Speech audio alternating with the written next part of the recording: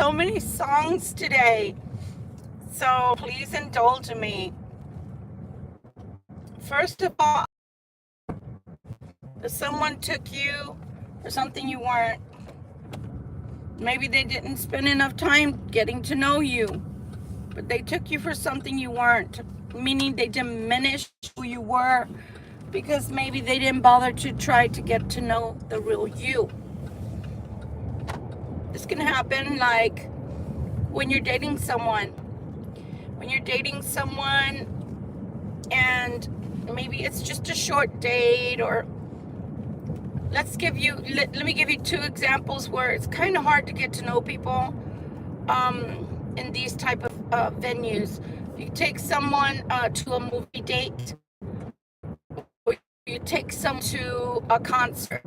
One, the concert is extremely loud, and two, unless they're touchy-feely people, the most you're going to get out of movie date is a possible kiss or a possible holding of hands, but no communication. How can you talk over a movie? How can you talk over loud music, right? It's enjoyable, but you can't really communicate with one another. So it's something similar to that, to where maybe you just didn't get to know each other as well as one person would have liked, and the other one just seemed very disinterested and just kind of judged a book by its cover.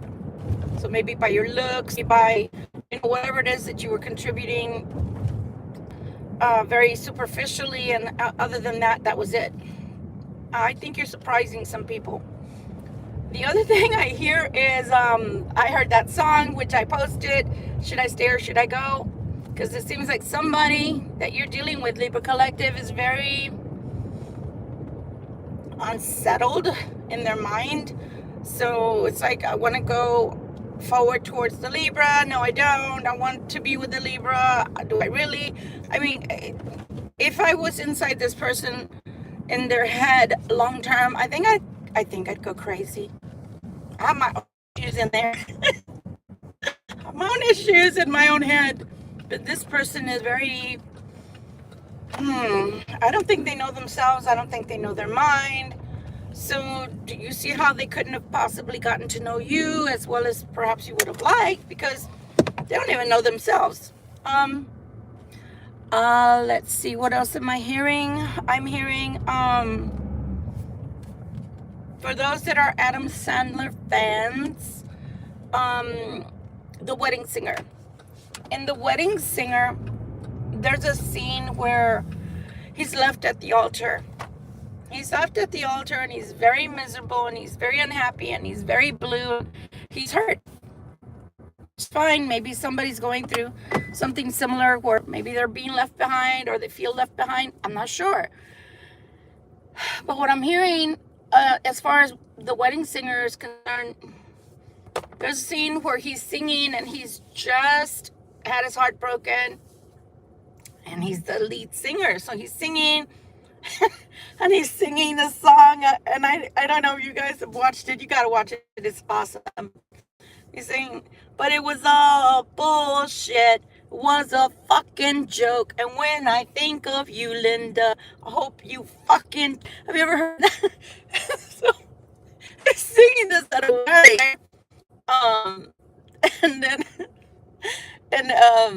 Then it proceeds, right? And after they're trying to choke him out and trying to bite him, and I mean, it's a comedy. And he finally stops singing, and everybody leaves. And the girl, Drew Barrymore, she walks up to him and she says, "Oh, we've set a date, and I hope you're open to come, and I hope that you're going to be the lead singer." And he's like, "I just can't." He said, "I'm fucking miserable. And I want everybody else to be fucking miserable because I'm miserable." And that's the way it ends, that scene, right? And I feel like the person I'm picking up on is so miserable, but they can't seem to get past the I'm miserable and I'm confused. Those are not good attributes to have together.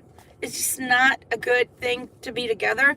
So, I mean, I at this point, I'm I'm not trying to downcast anybody, throw shade on anyone, but you got to do the work. And, you know, doing the pros and the cons. And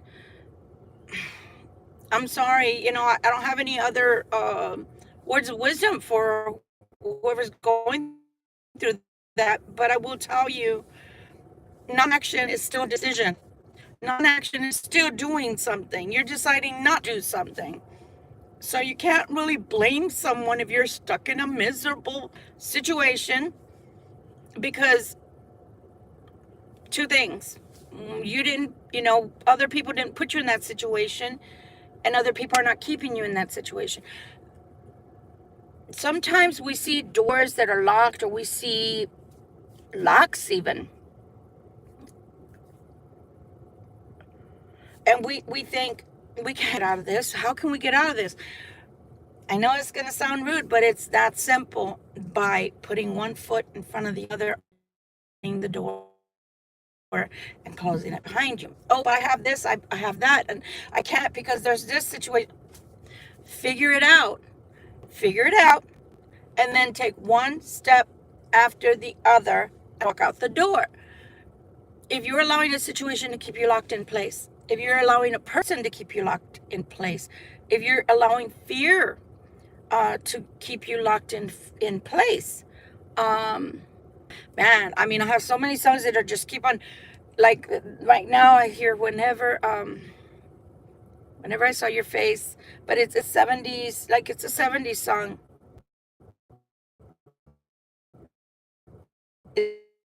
I think it's Fleetwood Mac.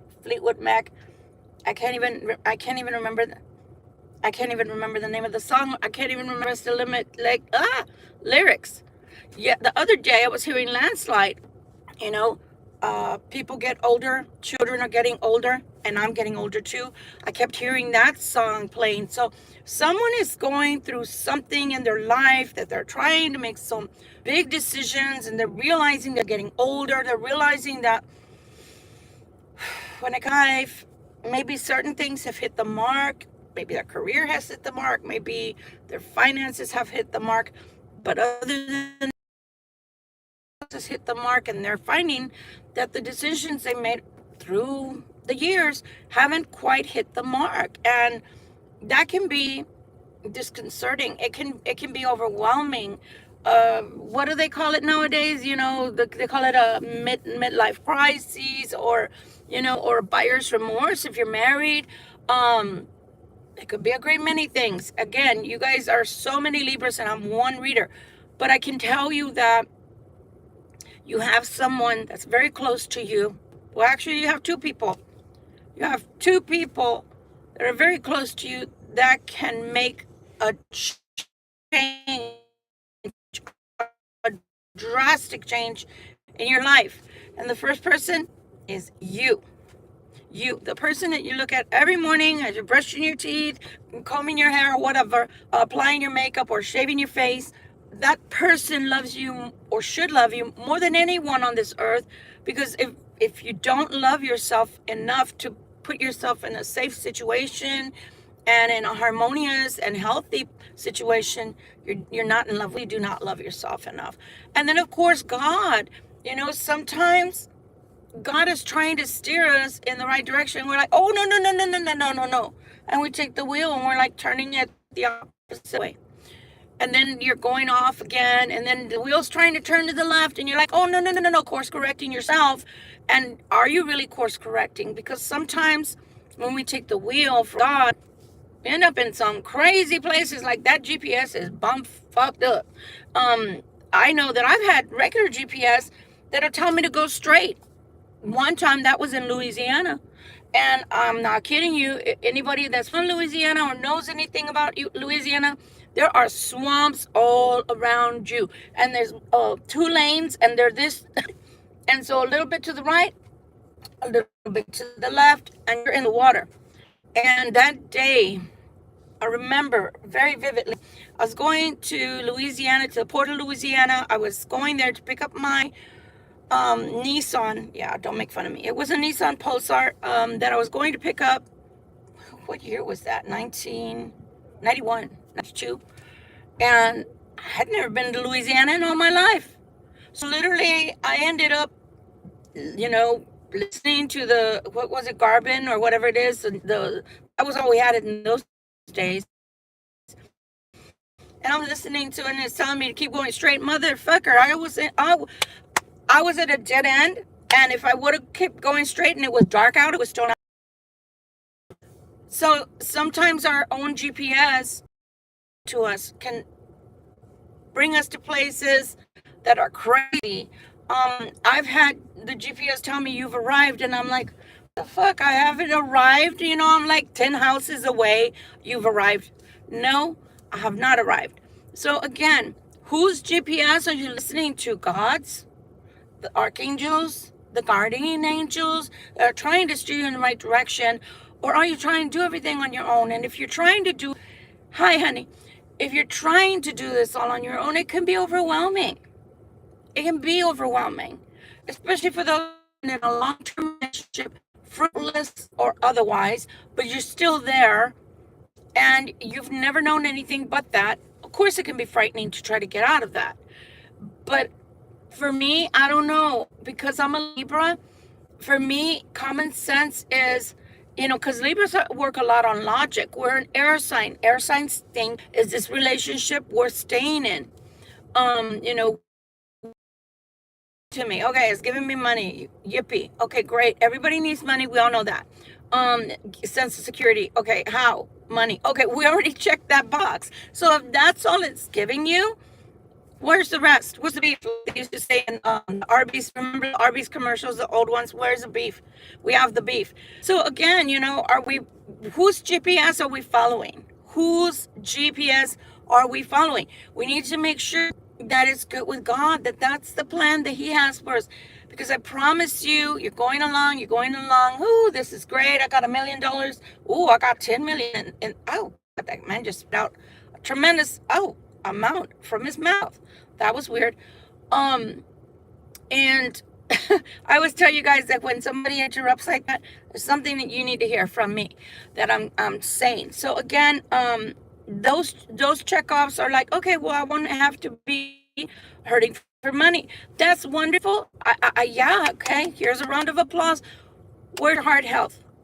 Because remember that if you're not emotionally satisfied, then what happens? You start feeling depressed. You start feeling when stress comes along, it feels even bigger. It feels like you got to have that umbrella out all the time because there's a black cloud around you always. So take all those things into consideration. I don't recommend, and again, I'm not a psychiatrist, I'm not a psychologist, I am not an MD. I'm somebody that's lived, somebody that's counseled over 30 years to the general public, and I've seen a lot of things, heard a lot of things, and I can tell you that no pay things and have nice things. But if you have to share that life with someone you don't like, I said it, someone you don't like, you can barely stomach, that you definitely don't want to have sex with, or you literally have to take your mind somewhere else when you're having sex, maybe to a lover, maybe to, I don't know, a sports model, I'm just saying, then you're probably not with the right person. I don't know. I mean, call me crazy, but if you have to think about somebody else when you're with that person, or you have to stomach them. Have you ever heard that term? I barely can stomach them. That's another indication that, wow, you're probably not in a healthy environment all the way around. Oh, I say because of kids. Yeah, I've done that one too. And man, my kids let me hit when they were in their 20s and pretty much called me stupid. Are you stupid? Are you dumb as dirt? Because they were like, you should have left our dad a long time ago. Why'd you stay? That was fucked up. You fucked us up, right? So, sorry.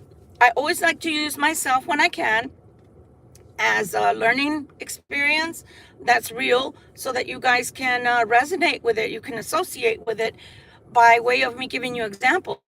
Let me tell you, when you think the children are, they're asleep, right? The children are not listening, right? I don't know, that's on. The kids don't know any, Yeah, they do. Kids know everything. Maybe they are raised in a culture that they're not allowed to speak on it. They're not allowed to get involved in parenting things that are for adults only. But they know everything. You're the stupid one. I'm sorry to say, because that was me. I'm owning it. You're the stupid one as a parent thinking they don't know. They know everything. They hear everything. They're little sneaky pete's too. You think they're asleep and they're at your door listening. Yeah. So don't things like that. But again, I hear a lot of, and some of them I can post, and hey, wonderful. They give examples, and some of them are like, no, no, no. I can't post that many songs because I was hearing like one after the other, one after the other. The other thing I wanted to touch on is that some of you that have had your crosswatch or your ex, pardon me, they can talk to you telepathically if they are your twin flame or your soulmate. They can talk to you that way. But here's the thing. If you're me, for example, I hear bullshit too. I don't just hear the I love yous or I want to be with you or I'm thinking a bit. It's like, what, when you decide, then let me, use my little spidey senses to tap in, because right now your mind is fucked up. And I'd rather not tap in because you're crazy. So if you have a soulmate or you have a twin flame and you feel them tugging on your energy, they probably are. They're probably thinking about you too. But if you're picking up on, like, oh my God, if you hear that I'm stammering, stuttering, it's not even me. It's their energy. They can't seem to get it out. Like, I love you. Just, I want to be with you. I thought things over. I changed my mind. I do love you. I don't know what I was thinking. Would you please forgive me? Here's the flowers you asked me for. Whatever it is that you're expecting or were expecting them to say, it's all mixed in there. In Spanish, we call it capirotada. Capirotada is bread pudding. If you've ever made bread pudding, I've never made bread pudding, but I watched my grandmother on my mama's side make it often, especially when we get into the like we're about to. You put in a whole bunch of shit. You put in bread, whole bread, whole pieces of bread from the whole loaf, and you're putting it in, and it's a mixture of some kind of sugar that comes. It almost looks like a candy, piloncillo or something like that in Spanish, and it's dissolving. It's not sugar, right? And then I think it's like vanilla, and then you have dates, you have raisins, you have cheese, and I don't know what else. No, it's capirotada. It's bread pudding, but capirotada for us is like potpourri. That's another word. A potpourri, that is a mixture of stuff. So, yeah, from your significant other that you are thinking about you, I'm hearing a bunch of potpourri, capirotada in their head. It's a bunch of word salad and diarrhea in the brain, and they need to get it together because it's not cohesive. It's not intelligible.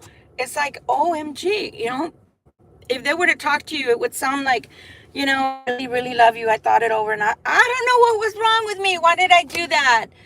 Yeah, but I'm scared. I'm not coming near you. Don't expect to come near you. I'm not giving my life up for you. No, I'm not. No, I'm not.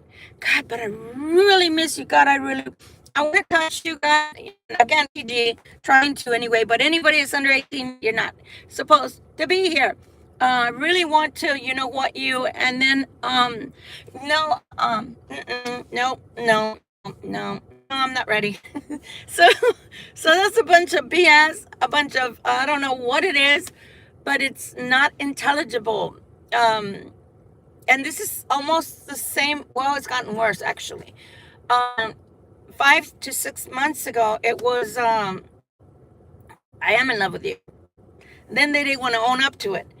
Now it's like, I am in love with you. I do want to spend my life with you. I know you're the one. But then it's mixed in with all the thoughts. It's mixed in with all the craziness. So it's like, maybe I don't know, a couple of pills you need to take and go rest a while. Maybe you need a padded room so you can make your mind up because you sound crazy. I don't know. I mean, I'm not trying to, throw shade on anyone, but really, who can understand them? So when you see the cards telling you, oh, they're coming, oh, it's because they're coming. They're coming. But if you have anybody that you're messing with, or have messed with, that's your cross watcher, past lover, boyfriend, ex-husband, ex-wife, ex-girlfriend, and they have air in their chart, either they are literally cusps, Virgo, Libra, Scorpio, have any kind of Libra in their chart, they're taking the worst kind of Libra attributes that they can, which are the wishy-washy, that can't make up their mind, the procrastinator. Oh, they're going to be there forever. Oh, they'll be there. Oh, they'll be there. 20 years later, oh, they'll be there. No, they're not going to be there. The majority of the Libras are tired already, if truth be known. From what I see in the notes and the messages and your comments, a lot of you are like, I don't want that back. And I can't blame you. Now, okay, don't shoot the messenger. I'm only the messenger. I'm the oracle. So whatever spirit wants to talk about seems important enough to interrupt pretty much everything. But at the same time, I just thought I'd give you some insight, some pop up in here, give you some insight as to the diseased mind that you are dealing with when it comes to your person that you're, of interest. For some of you, it's not even a person of interest anymore. And the reason is, I just told you, you can't make heads or tails out of what they want. One moment they're like, I have to have you. But is that the sex talking, And then the next moment, no, bad choice. And again, as I started this conversation with you guys, this is an intuitive reading. It's like they did not take a good look at you. They did not even give you a fair shake, because when they were looking at you, maybe it was the sex, maybe it was the way you look that attracted them. Maybe it was an allure of what you could offer body to body and not soul to soul. And then there's times, if you've dealt with someone long enough, there are those glimpses, brilliance, as I call them, where you, and then the heart starts opening. But that scares them too, because it's like, oh shit, I'm feeling something, I better run, Bye, I got a jet. Husband. So yeah, it's like, what the hell? So you can't really catch a real gauge on them. So the GPS is bad. It's bad because just like they didn't give you the opportunity to get to know you, to really get to see who you are on the inside, what matters to you, and if you're grumpy in the morning, or are you the same way all the time? The way that you present to them, are you that way all the time? Are you a good person all the time? Do you have a bad temper? Do you brush your teeth in the morning? Do you brush your hair? Or crazy looking like me, y'all? Remember when I first started this channel, and we would do coffee in the morning, first morning coffee in the morning, and I would show y'all my skin all the time, because it was like, psh, this girl doesn't have any coffee in her. She's gonna jibber jabber. She's gonna look cray. But that's me. I'm not a morning person. I don't do mornings, but I try nonetheless. But people need to get to know you on a more everyday level, and not just for the sex or not for whatever, right? And I don't think you were given a fair shake. And now that they're thinking of giving you that fair shake, it's like, do I stay or do I go? Do I stay with the evil I know, or do I try something that is different, that I don't really know, but I feel something for? I feel that pulling for. So this has been an intuitive reading. I'm sure Spirit will bring a lot more. But yeah, they just kept interrupting my thoughts with all this music. Anyway, on another note, I got my boo book. Did you get yours? This is from Wendy's, so I can get my chocolate frosties. Actually, a nice person gave it to me. So I have all these free Frosties. God is good. You know, you gotta just love the small things in life sometimes. You just gotta find something that gives you a smile inside your heart. Okay?